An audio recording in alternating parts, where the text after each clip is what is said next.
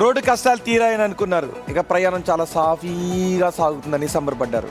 కానీ ఆ సంతోషం ఎక్కువ రోజులు నిలవలేదు. కారణం ఏంటి అంటే ఆ రోడ్డు పరిస్థితి మళ్ళీ 3 నెలల ముచ్చటగానే మారిపోయింది. రోడ్డు వేసిన కొద్ది రోజుల్లోనే రోడ్డుకు నడి మధ్యలో పెద్ద గుంత ఏర్పడింది. అదెక్కడో చూద్దాం.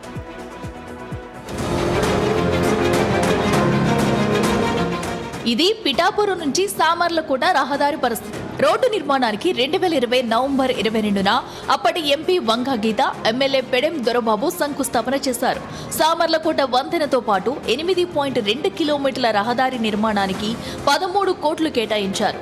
నిధుల చెల్లింపులో జాప్యం కారణంగా నిర్మాణ పనులు మధ్యలోనే నిలిచిపోయాయి.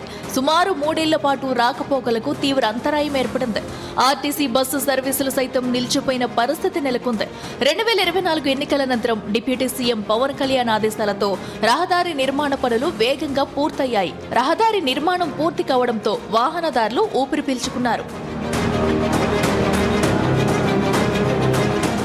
ఇంకేం రహదారి నిర్మాణమైంది, కష్టాలు తీరాయి అని అనుకుంటున్న కొద్ది కాలానికే జల్లూరు సమీపంలో రోడ్డు మధ్యలో సుమారు 8 నుంచి 10 అడుగుల భారీ గొయ్యి ఏర్పడడం ఇప్పుడు ఆందోళన కలిగిస్తుంది.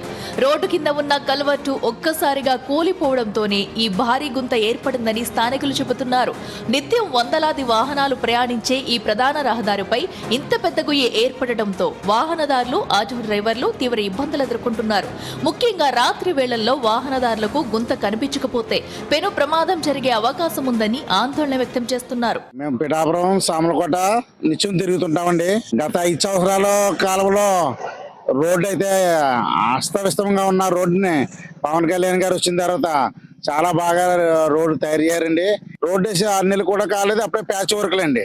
ప్యాచ్ వర్క్లు పెద్ద గుంటలు పడిపోయాయండి. ఇదిగో చూడండి, మీరు చూస్తా ఉన్నారు ఇవతల పక్క. నిర్మాణంలో చూపించిన వేగం, నాణ్యతలో ఎందుకు కనిపించలేదన్న ప్రశ్న ఇప్పుడు తెరపైకి వస్తుంది. కోట్ల రూపాయల ప్రజాధనంతో నిర్మించిన రహదారి ఇంత త్వరగా దెబ్బతినడానికి కారణమేమిటి? నాణ్యతా ప్రమాణాలు పాటించారా లేదా అన్నది తేలాల్సి ఉంది.